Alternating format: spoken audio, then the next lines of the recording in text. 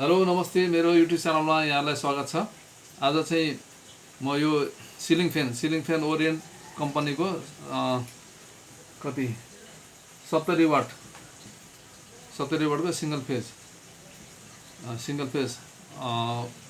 Ceiling fan चाहिँ मल्टिमिटरले कसरी check गर्ने, यो तीनवटा तार आइरहेको छ, यसमा कमन कुन हो, रनिङ कुन हो, स्टार्टिङ कुन हो, कसरी चेक गर्ने, क्यापासिटर कसरी चेक गर्ने मल्टिमिटरको सहायताले भनेर म देखाउन गइरहेको छु। सबभन्दा सुरु म क्यापासिटर चेक गरेर देखाउँछु। क्यापासिटर यो मल्टिमिटरमा चाहिँ भोल्टेज एसी-डीसी अनि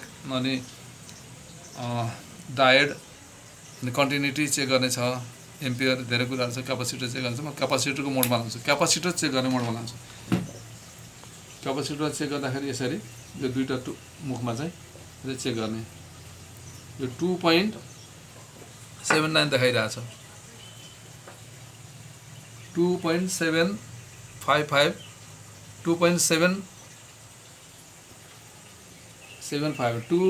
2.775 माइक्रोफेराड देखायो। अब यसको यहाँ भेल्यु बुझिरहेको छैन, 400 भोल्ट भन्छ। अब यसरी चेक गर्दाखेरि चाहिँ भेल्यु देखायो, यो क्यापासिटर ठिक छ। अब यसमा रनिङ स्टार्टिङ कुन हो कसरी चिन्ने, अनि बडी सर्ट छ कि छैन। पंखा सबभन्दा सुरुमा आयो, चारवटा कोइल भएको पंखा आउँछ, चारवटा पंखा के अरे चारवटा तार हुन्छ पंखाको। यहाँनिर देख्नुहुन्छ, यो मेटाउँदैछु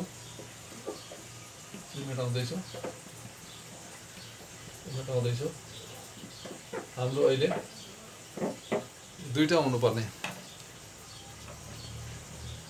रनिङको दुईवटा हुनुपर्ने, एउटा मुख सुरु र अन्तिम, अनि स्टार्टिङको पनि सुरु र मुख, चारवटा तार हुनुपर्ने। यहाँ चारवटा तार हुनुपर्ने, यहाँ तीनवटा मात्रै छ। कसरी भयो भन्दाखेरि यो दुईटालाई, एउटा रनिङको टुप्पो एउटा स्टार्टिङको टुप्पो, दुईटालाई एउटा रनिङको र एउटा स्टार्टिङको दुईटा मुखलाई चाहिँ एकै ठाउँ जोडिदियो र यो यहाँ छ यो सेतो, यो तार चाहिँ यो सेतो तार सम्झौँ, सेतो ल्यायो, अनि एउटा रातो तार यो ल्यायो, अर्को कालोको सबै निरो ल्यायो सम्झौँ है, होइन रहेछ। यो रनिङ भने चाहिँ यो रनिङ हुनुपर्छ। अब हेरौँ के छ त, यसमा रेजिस्टेन्स नापेर पत्ता लगाउने। हामीले सिरिजबाट त गर्न सक्छौँ, सिरिजमा बत्ती बालेर। अब मल्टिमिटरमा राख्दाखेरि ओम्स रेजिस्टेन्स नाप्नेमा हामीले राख्नुपर्छ, जहिले पनि रेजिस्टेन्स नाप्नेमा। क्वान्टिटी बजारमा चाहिँ राख्यो भने चाहिँ रेजिस्टेन्स समथिङ रेजिस्टेन्ससम्म बज्छ, नभए बज्दैन। अब मैले दुईवटा तारको बिचमा रेजिस्टेन्स नाप्दैछु, 457.455 किलो ओम्स भनेको चाहिँ 454.45 फेरि हेरौँ 0.4658 देखायो, किलो ओम्स भनेको छ, किलो ओम्स लेखेको छ भनेको यो 456 ओम्स भनेको यति देखायो। अब योसँग सेतोसँग एउटामा देखायो 254.1, एउटामा देखायो 203। अब हेरौँ 254 देखायो, 254 यो ओम्सको साइन, यो 202 ओम्स देखायो भनेपछि एउटामा चाहिँ 254, एउटामा 202, 202 भनेको यसमा चाहिँ थोरै, यसमा धेरै। जुनमा धेरै रेजिस्टेन्स देखाउँछ त्यो चाहिँ रनिङ र जसमा कम देखाउँछ त्यो स्टार्टिङ। अब मैले यो दुईटालाई जोडिसकेको छ यहाँ। अब यो दुईटाको बिचमा नाप्ने, हामीले रनिङ र स्टार्टिङको बिचमा नाप्ने भनेको यो दुईटा बिचमा नाप्ने, 445 समथिङ 454 देखायो भनेको। अब यहाँबाट यसको र यो दुईटैको जोडिएर आयो भनेको यो प्लस यो 254 202 456 जति हुनु पर्ने रहेछ दुईवटा जोडिँदाखेरि।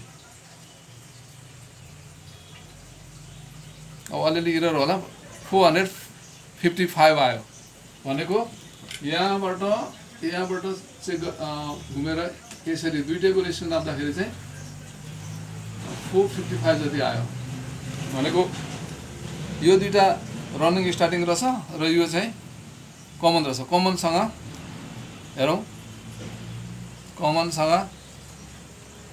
255 2 आइरहेछ। यसमा धेरै छ, यसमा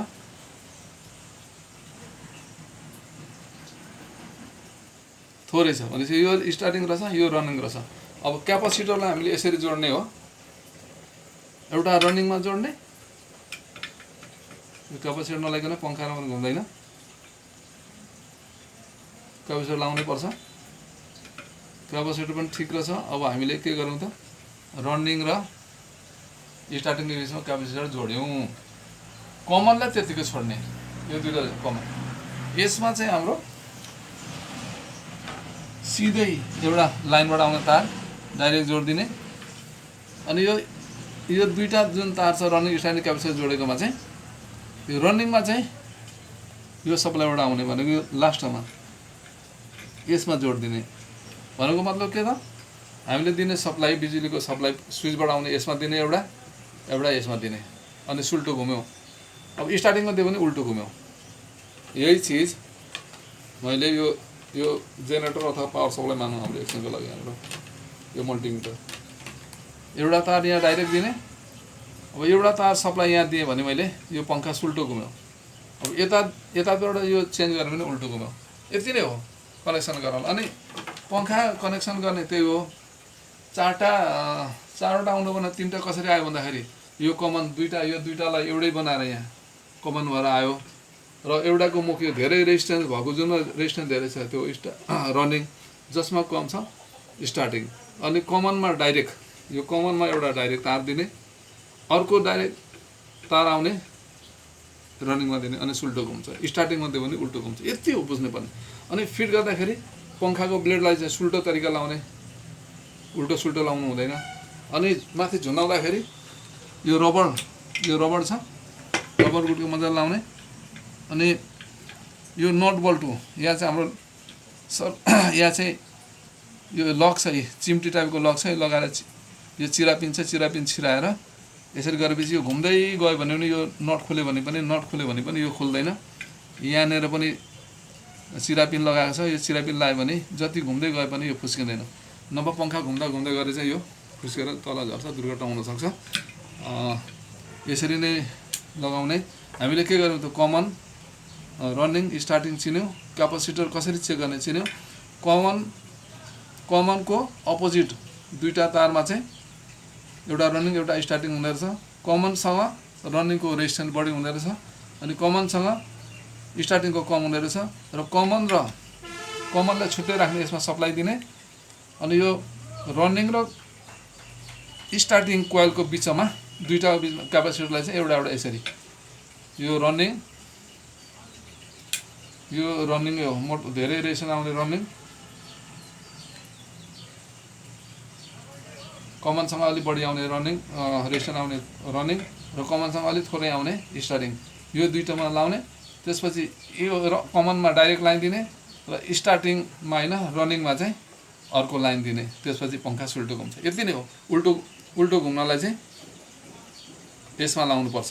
तर कहिलेकाहीँ आफैले चाहिँ पङ्खा बनाउने बेलामा चाहिँ यो कमन बनाउने बेलामा गल्ती भयो भने स्टार्टिङमा लाउँदा मात्रै सुल्टो घुम्ने हुन्छ। त्यस बेला चाहिँ खोलेर फेरि कमनसँग चाहिँ यो स्टार्टिङ रनिङको कुन चाहिँ तार त्यहाँ कमन गर्दाखेरि यताको यो सुरुको गर्दा हुन्छ कि लास्टको गर्दा कमन गर्दा सुरु हुन्छ, त्यसरी मिलाउनु पर्ने हुन्छ। यो चाहिँ सुरुमा बनाउँदाखेरि उनीहरूले चेक जाँच गरेर रनिङमा दिने बित्तिकै सुल्टो घुम्ने गरी बनाएको छ। यति नै हो पङ्खाको कनेक्सन कसरी गर्ने, पङ्खा ठिक छ कि छैन कसरी चेक गर्ने। अब यो सबै कोइलसँग रेजिस्टेन्स आयो, त्यसपछि बडीसँग यसरी आयो भने पनि सर्ट छ, पङ्खाको चाहिँ कोइल सर्ट छ। त्यसले गर्दाखेरि हामीलाई चाहिँ कोइल जल्ने सम्भावना हुन्छ, करेन्ट लाग्ने सम्भावना हुन्छ। त्यसैले यो अर्थिङ चाहिँ अनिवार्य हामीले बडीमा लाउनुपर्छ। अनि हल्का लिकेजहरू आयो भने पनि यसबाट जमिनमा, यो अर्थबाट जमिनमा गएर हामीलाई सक लाग्दैन, अर्थिङ लाउनुपर्ने जरुरी हुन्छ। यति नै हो। यति अलिक राम्रोसँगले तपाईँहरूले चाहिँ सेफ्टी अपनाएर रबर म्याट ओछ्याएर फेजलाई छुएर न्युट्रललाई नछुइकन अथवा फेज र न्युट्रल दुइटै नसमानिकन गऱ्यो भने हामीलाई करेन्ट लाग्दैन। त्यसैले तपाईँले आफै घरमा चाहिँ मल्टिमिटर छ भने पनि चेक गर्न सक्नुहुन्छ, छैन भने सिरिजबाट पनि गर्न सक्नुहुन्छ। अब यहाँहरूलाई कस्तो लाग्छ यो भिडियो, काम लाग्ने राम्रो जस्तो लाग्यो भने हेर्नु होला। त्यसपछि अनि राम्रो लाग्यो कमेन्ट, लाइक अनि एउटा सब्सक्राइब गरिदिनु हुनु अनुरोध गर्दै आजलाई बिदा हुन्छु। हस्त नमस्ते, फेरि अर्को भिडियो भेटौँ।